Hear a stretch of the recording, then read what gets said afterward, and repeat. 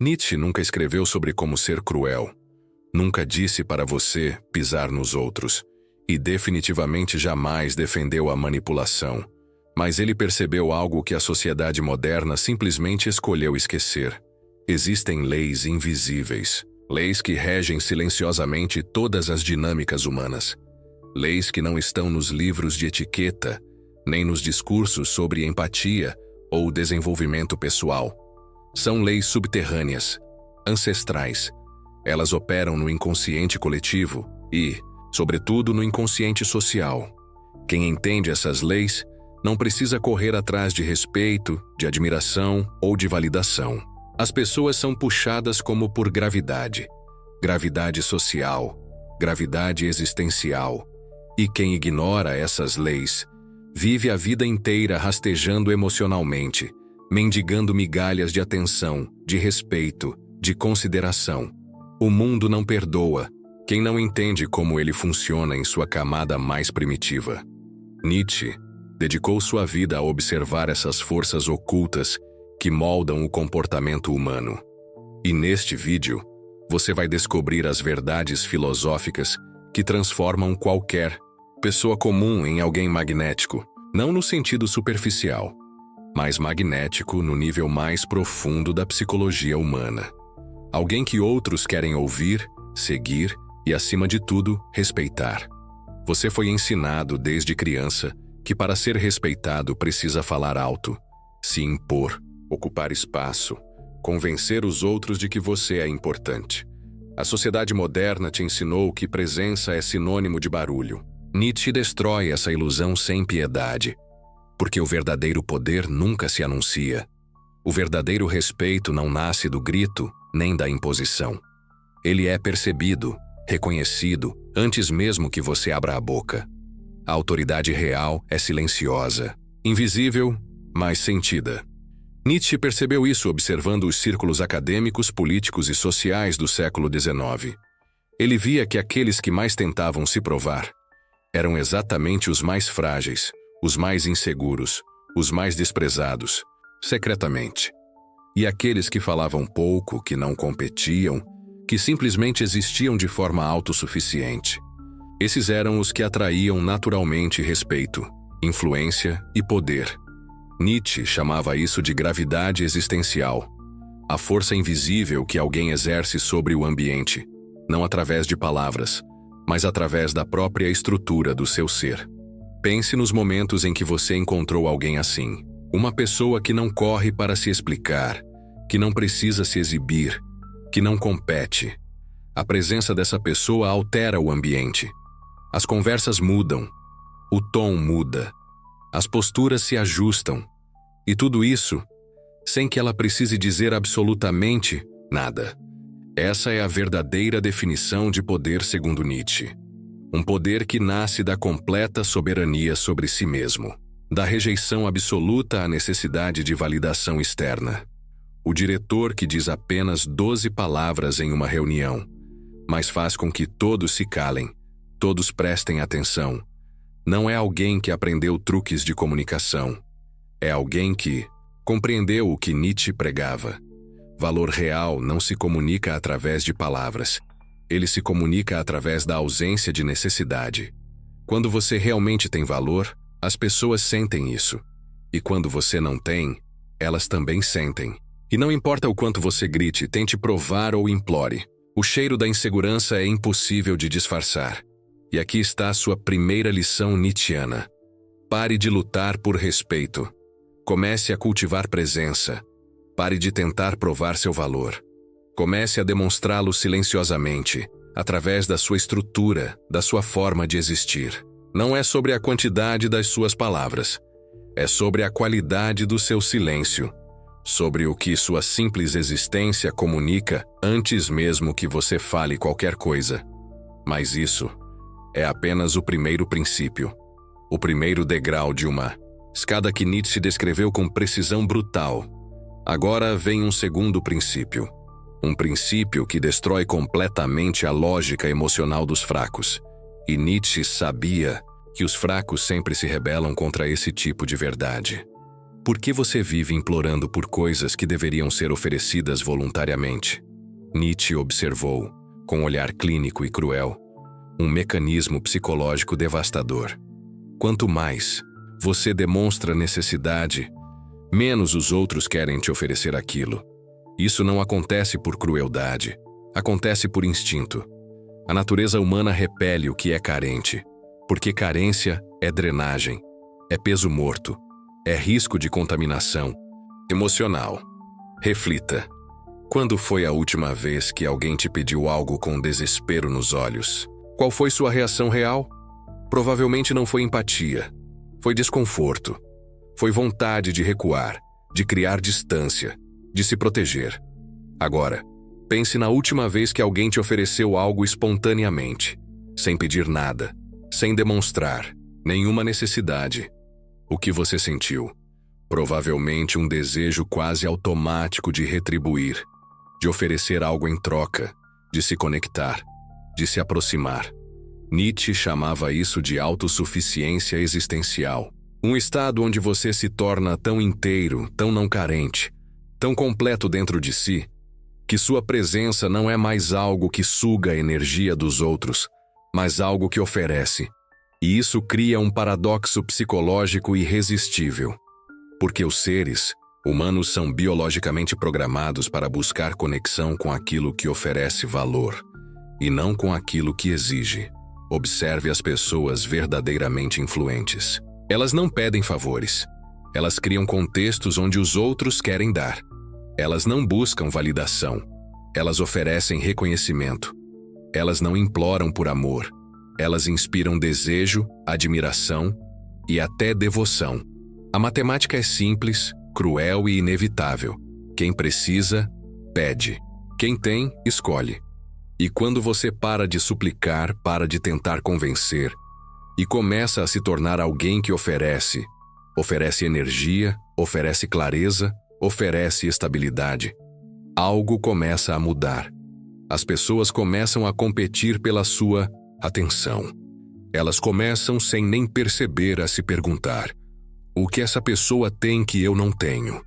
E é aqui que começa a inversão. Você deixa de ser aquele que busca, para se tornar aquele que é buscado. Mas Nietzsche foi além. Ele descobriu que existe uma técnica ainda mais poderosa, mais sutil, mais desconcertante, e ela reside naquilo que ele chamou de escassez consciente. Um princípio psicológico que faz qualquer ser humano parecer infinitamente mais poderoso, mais desejado e mais valorizado, simplesmente pela forma como controla sua presença, seu silêncio e seu tempo. Existe uma vantagem simplesmente devastadora em ser a pessoa que fala por último. Nietzsche observou isso não nas abstrações dos livros, mas na realidade nua, crua e desconfortável das interações humanas. Ele percebeu que quem fala primeiro entrega tudo, mostra suas cartas, revela suas intenções, suas inseguranças, seus desejos ocultos, enquanto quem observa, quem permanece em silêncio por mais tempo, quem escuta mais do que fala, ganha uma vantagem estratégica que simplesmente não pode ser superada. Observe qualquer negociação, qualquer debate, qualquer conversa, onde haja disputa, seja ela aberta ou velada. Quem se apressa para opinar, para provar que sabe, para mostrar conhecimento, quase sempre está tentando encobrir inseguranças. E no processo, entrega todo o seu poder, porque revela suas motivações antes mesmo de entender completamente o campo de batalha. Nietzsche via isso na academia alemã do século XIX. Debates acalorados entre professores, filósofos, teólogos e políticos. E percebeu um padrão imutável. Aqueles que, ansiosos, se apressavam para defender suas teses, frequentemente eram destruídos por contra-argumentos que não haviam antecipado, enquanto os que ficavam em silêncio, observando, ouvindo, mapeando cada palavra do oponente. Esses dominavam as discussões com facilidade, não porque eram mais inteligentes, mas porque tinham mais informação antes de decidir qual posição adotar.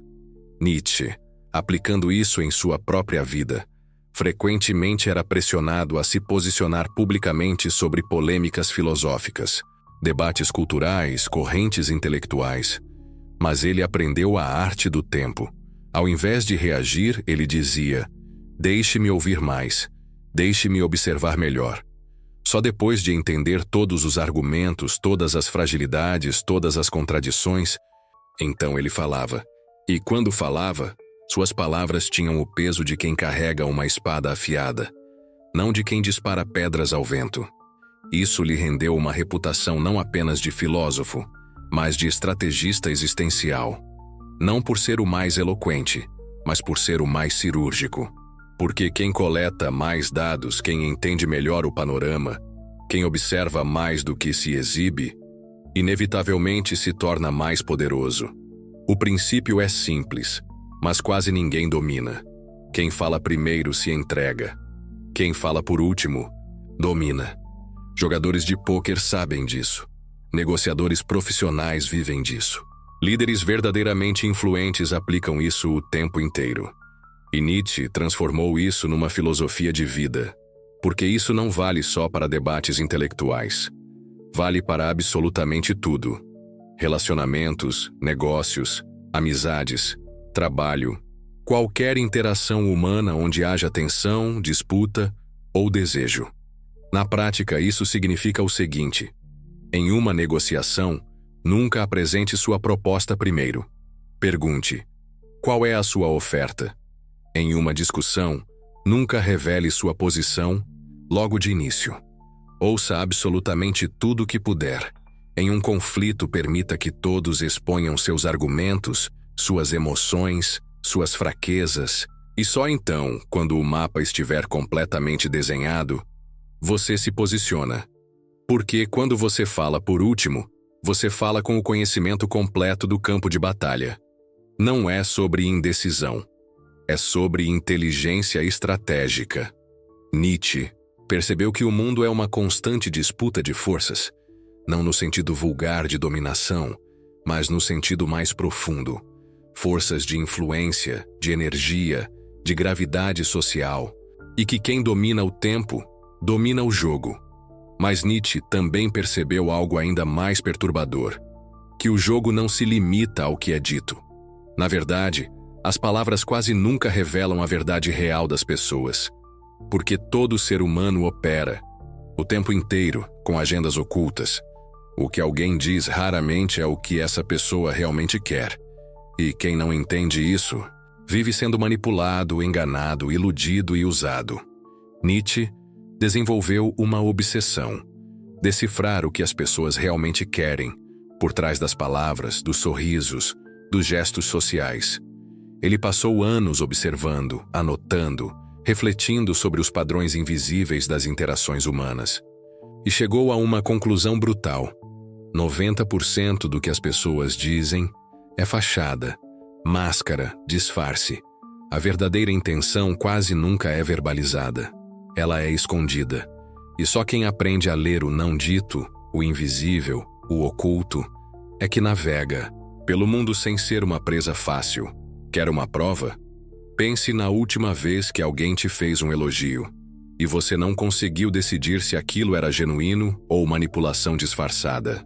Nietzsche diria: seu instinto percebeu o que sua mente racional não conseguiu processar, porque o corpo, a energia, o timing nunca mentem. Nietzsche mapeou 3 sinais quase infalíveis de intenções ocultas: excesso de justificativas. Quando alguém explica demais, quando racionaliza demais, geralmente está escondendo o verdadeiro motivo. Inversão emocional. Quando a emoção expressa não corresponde à situação. Sorrisos que escondem tensão. Gentileza que esconde raiva. Empatia forçada que na verdade encobre desprezo. Timing suspeito. Pessoas que aparecem exatamente quando você tem algo que elas querem. Que somem exatamente quando você não tem mais utilidade. Que reaparecem sempre que percebem uma oportunidade. Nietzsche aplicava isso o tempo todo. Quando colegas o procuravam com propostas generosas, ele escaneava o subtexto. Quando editores surgiam com elogios, ele sabia exatamente qual era o preço oculto daquelas palavras doces. Não por paranoia, mas por proteção estratégica, porque quem não aprende a ler intenções ocultas se torna um joguete nas mãos dos outros. E aqui está a chave. Aprender a ler intenções não te torna cínico, te torna livre. Você para de ser ingênuo, sem se tornar desconfiado. Para de ser usado, sem se tornar fechado. Para de ser manipulado, sem jamais se tornar manipulador. Comece a observar mais do que escutar. Preste mais atenção no que as pessoas fazem do que no que elas dizem. Note quem aparece na sua vida e quem desaparece, quem oferece e quem só pede. Detecte padrões, porque os padrões nunca mentem. Nietzsche ensinava: quem aprende a enxergar o invisível nunca mais é pego de surpresa. Nunca mais se vê vulnerável diante de falsas intenções. Mas existe uma armadilha extremamente perigosa nesse jogo. E muitos, ao perceberem como o mundo realmente funciona, caem nela. A armadilha de começar a usar máscaras, sem nem perceber. A armadilha de se perder no próprio jogo de disfarces. E é por isso que o próximo princípio é tão brutal quanto libertador. Nietzsche descobriu como você pode ser autêntico, sem jamais ser vulnerável. Nietzsche carregava um segredo que, se fosse corretamente compreendido pela maioria das pessoas, simplesmente redefiniria como elas operam socialmente. Um segredo perturbador para alguns, libertador para outros. Ele descobriu que não existe uma coisa chamada ser você mesmo, no sentido absoluto. Isso é uma ilusão romântica vendida por uma sociedade que finge buscar autenticidade, mas que na prática pune qualquer um que seja totalmente autêntico em todos os contextos. Nietzsche percebeu que todo ser humano, sem exceção, opera com máscaras o tempo todo. E não há absolutamente nenhum problema nisso. O problema não está em ter máscaras. O problema está em não saber que você as usa. Porque quem não tem consciência das próprias máscaras, não as controla. E quem não controla as próprias máscaras, é controlado por elas. Ele chamava isso de domínio das personas. Uma habilidade que separa os fortes dos fracos, os lúcidos dos inconscientes, os senhores dos escravos sociais. Observe sua própria vida. Você se comporta exatamente da mesma forma quando está com seu chefe. Quando está com seu melhor amigo, você fala da mesma forma com seus pais e com seu parceiro? Você expressa as mesmas facetas de sua personalidade quando está entre estranhos e quando está com as pessoas mais íntimas da sua vida? Claro que não. E isso não te faz falso. Isso te faz funcional, socialmente inteligente, sobrevivente. Nietzsche via isso com total clareza e sabia que as pessoas mais influentes, mais admiradas, mais magnéticas, eram exatamente aquelas que dominavam conscientemente suas máscaras, que sabiam exatamente quando projetar autoridade e quando projetar vulnerabilidade, quando ser assertivo e quando ser receptivo, quando exibir força e quando disfarçá-la com um sorriso enigmático. Enquanto isso, os fracos, os inconscientes, se dividem em dois grupos. Aqueles que mostram demais, revelando vulnerabilidades desnecessárias, abrindo feridas para quem não merece vê-las. E aqueles que escondem demais, se tornando frios, robóticos, inacessíveis, emocionalmente distantes. A influência real, o magnetismo social, o respeito silencioso, não nascem da autenticidade ingênua. Nascem do domínio cirúrgico sobre qual versão de você mesmo é mais útil, mais eficaz, mais alinhada com seus objetivos em cada contexto. Isso não é manipulação. Isso é consciência, é liberdade, é maestria social. Nietzsche aplicava isso em todos os seus círculos. Com alguns, assumia a persona do intelectual ácido, crítico, destruidor de certezas. Com outros, a do explorador do espírito, o filósofo contemplativo, e em momentos específicos, a do provocador, aquele que jogava verdades desconfortáveis no rosto das pessoas, só para vê-las se contorcerem diante de sua própria hipocrisia. Cada persona não era uma mentira, era uma lente, uma ferramenta, um recurso estratégico que revelava diferentes aspectos da verdade, dependendo de quem estava diante dele. A chave que Nietzsche nos oferece é brutalmente clara. Domine suas máscaras, ou seja, escravo delas. Mas existe um nível ainda mais profundo, mais avançado, mais sutil e mais poderoso que tudo isso. E Nietzsche o conhecia muito bem, porque se existe um ponto que separa aqueles que colapsam diante das adversidades daqueles que se tornam indestrutíveis, esse ponto tem um nome: a relação que você tem com a rejeição. Observe com brutal honestidade, porque algumas pessoas desmoronam na primeira crítica, no primeiro não, na primeira rejeição amorosa, profissional ou social, enquanto outras parecem ficar mais fortes a cada queda, a cada porta fechada, a cada golpe que a vida oferece. Nietzsche percebeu que a diferença não está na quantidade de rejeição que essas pessoas recebem. A diferença está no que elas fazem com isso, porque a maioria interpreta a rejeição como um julgamento final sobre seu valor, como uma sentença de morte para suas aspirações, como uma prova definitiva de que não são bons o suficiente. Mas há uma pequena minoria, uma elite psicológica, que enxerga a rejeição de forma completamente diferente, que vê cada não como um mapa, cada crítica como uma informação valiosa, cada fracasso como uma oportunidade de ajustar, melhorar, elevar. Nietzsche sabia que esse é o traço dos fortes, dos verdadeiros senhores de si. Quando o mundo acadêmico rejeitou suas ideias, ridicularizou seus livros, desprezou sua filosofia, Nietzsche poderia ter se rendido, poderia ter buscado aprovação, poderia ter tentado se encaixar. Mas não. Ele fez exatamente o oposto. Dobrou sua aposta. Mergulhou ainda mais fundo na construção de uma visão de mundo tão radical, tão disruptiva, tão intransigente, que não cabia nos moldes de nenhum sistema. Ele entendeu que a rejeição não diminui quem você é. A rejeição apenas revela qual parte de você ainda não está suficientemente desenvolvida, suficientemente afiada, suficientemente inabalável. A rejeição é, na verdade, o espelho mais honesto que a realidade pode te oferecer. Então aqui está a pergunta que Nietzsche nos obriga a fazer. Quando você é rejeitado, você se fecha, você se encolhe, você entra em colapso, ou você observa, analisa, identifica o que precisa ser aprimorado e volta, não com mágoa, não com desejo de vingança, não com ressentimento, mas com mais força, mais clareza, mais estrutura interna. A maioria não faz isso. A maioria interpreta a rejeição como uma confirmação de sua própria insuficiência. E assim, constrói narrativas internas que se transformam em prisões psicológicas. Eu não sou bom, ou o suficiente, eu não sou digno, nunca serei valorizado.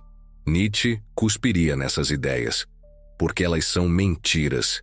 Mentiras que você conta para si mesmo quando escolhe interpretar os fatos de forma covarde.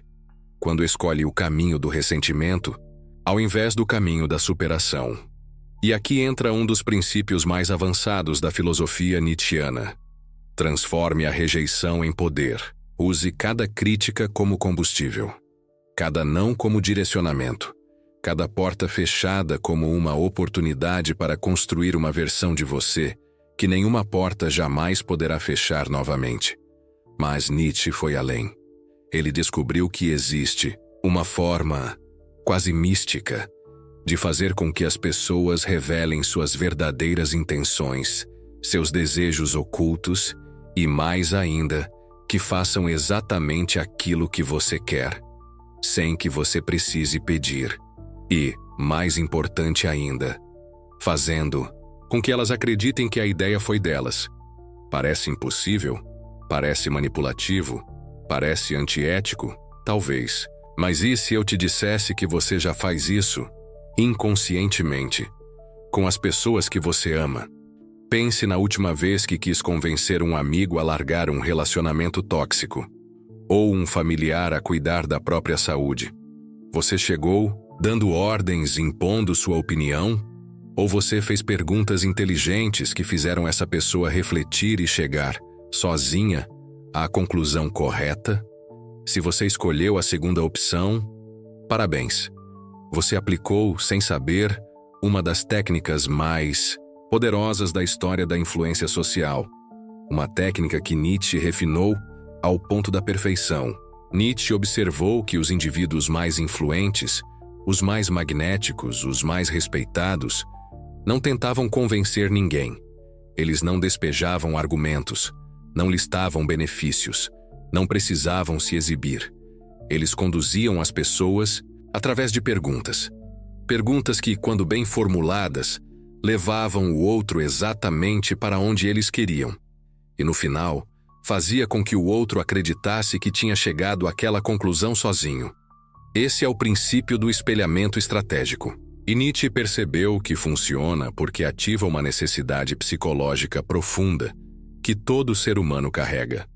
A necessidade de se sentir inteligente, autônomo e no controle das próprias decisões. Ninguém gosta de ser mandado. Ninguém gosta de sentir que está sendo empurrado, coagido ou conduzido. Mas todos, absolutamente todos, amam ter a sensação de que estão tomando suas próprias decisões. Quando você faz as perguntas certas, no tom certo, no momento certo, algo extraordinário acontece. A mente do outro começa a trabalhar em seu favor. A própria mente da pessoa começa a construir os argumentos que você teria que fazer. Ela começa sozinha a conectar pontos, a refletir, a montar uma narrativa que no final, curiosamente, leva exatamente para onde você queria desde o começo. Nietzsche estudou isso não apenas na filosofia, mas na própria dinâmica das relações humanas. Ele percebeu que os indivíduos mais perigosos, no bom e no mau sentido, eram aqueles que dominavam essa arte, que não apresentavam propostas, mas que conduziam conversas através de perguntas como: o que você vê como o maior risco aqui? E se essa solução não funcionar, qual seria o impacto? O que você acha que precisaria mudar para isso ser possível? Essas perguntas não são neutras. Elas são lâminas disfarçadas de gentileza. Elas obrigam o outro a fazer exatamente aquilo que você faria se fosse apresentar sua tese. Mas, como vem dele, a resistência desaparece. A objeção some, porque o ego do outro está sendo alimentado com a ilusão de autoria, de controle, de inteligência. Mas Nietzsche não parou aí. Ele percebeu que existe um paradoxo ainda mais profundo. Um paradoxo tão desconcertante que, quando compreendido, vira o jogo de uma vez por todas. Às vezes, mostrar fraqueza é a demonstração mais devastadora de força. Parece contraditório, não é? Especialmente em uma cultura que associa força com frieza, com dureza, com impermeabilidade emocional. Mas Nietzsche percebeu que existe um fenômeno psicológico que quase ninguém entende: a vulnerabilidade estratégica. Mostrar certas fragilidades de forma controlada, no contexto certo, no momento certo, não diminui seu poder, aumenta. E muito. Pense na última vez que alguém que você admirava profundamente, um líder, um amigo, uma figura que você respeitava, admitiu um erro na sua frente, ou reconheceu que não sabia algo, ou revelou uma insegurança. Sua primeira reação foi perder o respeito por essa pessoa? Ou foi sentir uma conexão mais profunda, mais autêntica, mais real? A maior parte das pessoas foge da vulnerabilidade. Elas acreditam que admitir dúvidas, erros ou medos é sinônimo de fraqueza. Nietzsche chamava isso de mentalidade dos fracos, porque na verdade é exatamente o contrário. Quando uma pessoa verdadeiramente forte admite uma limitação, ela está comunicando algo devastadoramente poderoso. Eu sou tão seguro de quem eu sou que não preciso fingir perfeição. E isso, paradoxalmente, te torna ainda mais forte aos olhos dos outros. Nietzsche percebeu que a maioria das pessoas se esforça tanto para parecer perfeita, inabalável, invencível, que acabam se tornando emocionalmente distantes, frias, inalcançáveis. E isso não gera respeito. Isso gera desconexão. As pessoas não seguem quem parece um robô. Elas seguem quem, apesar de ser extraordinário, ainda carrega traços humanos visíveis. Mas, atenção, existe uma linha muito tênue entre vulnerabilidade poderosa e vulnerabilidade destrutiva. Nietzsche alertava: não é sobre se abrir com todo mundo. Não é sobre despejar suas fraquezas no colo de quem não merece. É sobre escolher, estrategicamente, quando, como e com quem mostrar humanidade. É sobre timing, contexto e propósito. Existe um tipo específico de pessoa que todo mundo quer proteger, mesmo quando ela não pede proteção.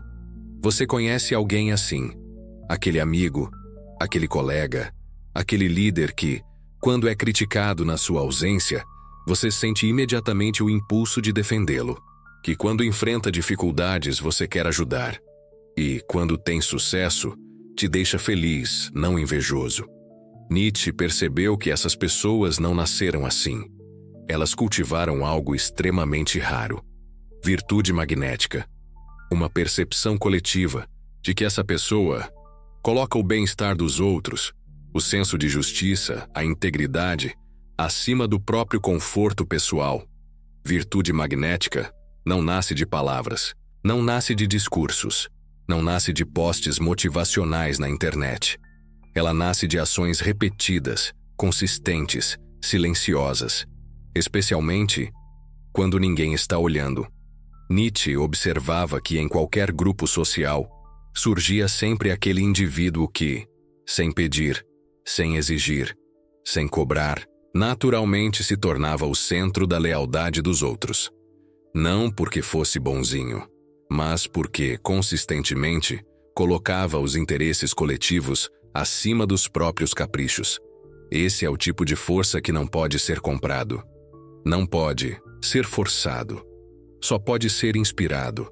A fórmula é simples, mas brutalmente difícil de aplicar. Coloque o interesse coletivo acima do seu conforto pessoal. Faça isso sem alarde, sem buscar reconhecimento. E faça, especialmente, quando ninguém estiver olhando. O resultado? Pessoas começam a se sentir seguras ao seu redor. Começam a confiar em você instintivamente. Começam a querer estar do seu lado, porque percebem, consciente ou inconscientemente, que você estará do lado delas quando for necessário. Mas Nietzsche, fiel à sua natureza implacável, identificou um erro devastador. Um erro que destrói tudo isso, em segundos. Um erro que a esmagadora maioria dos homens comete, sem sequer perceber. E esse erro se chama tentar se defender. Quando você se defende de uma acusação, de uma crítica, de um ataque, você comunica automaticamente que essa crítica tem peso suficiente para merecer sua energia.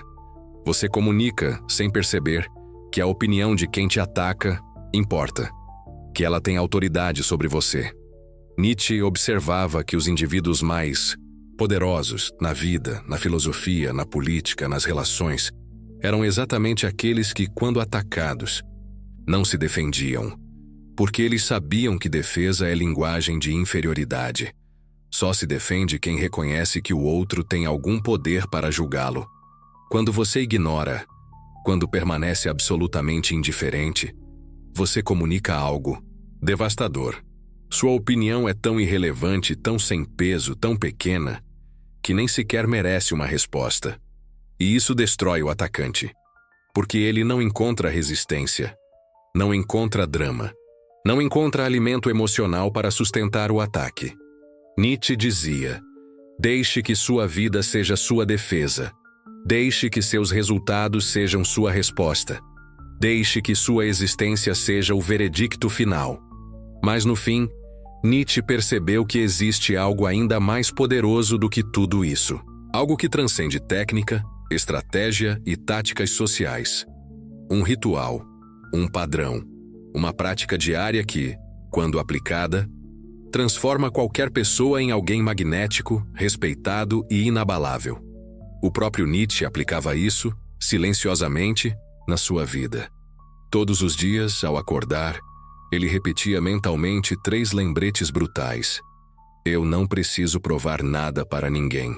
Minha energia é finita e só será investida onde existe retorno.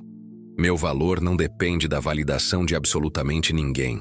E a partir disso, ele visualizava o dia, cada interação, cada conversa, cada possível conflito, sempre perguntando: como posso contribuir? Não para agradar, não para impressionar, mas para deixar este ambiente mais forte, mais elevado, mais lúcido, simplesmente pela minha presença.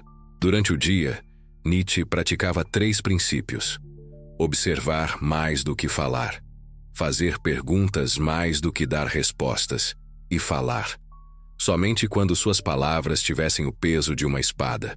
À noite, ele fazia seu balanço brutal. Onde busquei validação desnecessária? Onde reagi por insegurança? Onde poderia ter sido mais sólido, mais centrado, mais senhor de mim? Este ritual, simples na teoria, devastador na prática, é o que separa os fortes dos fracos, os mestres dos amadores, os senhores dos escravos psicológicos.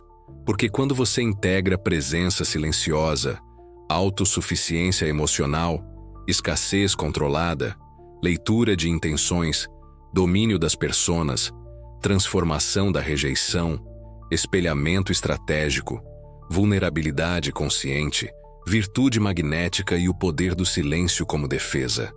Você não está apenas aplicando técnicas, você está se tornando aquilo que Nietzsche descreveu como o ápice da existência humana, o Übermensch, o homem que transcende, aquele que não busca poder, porque ele próprio já é poder. E se você quiser saber qual é o erro devastador que destrói tudo isso, e que Nietzsche considerava o veneno psicológico dos homens modernos, clique no vídeo que está aparecendo na sua tela agora. Porque se você não entender isso, tudo o que aprendeu aqui será inútil.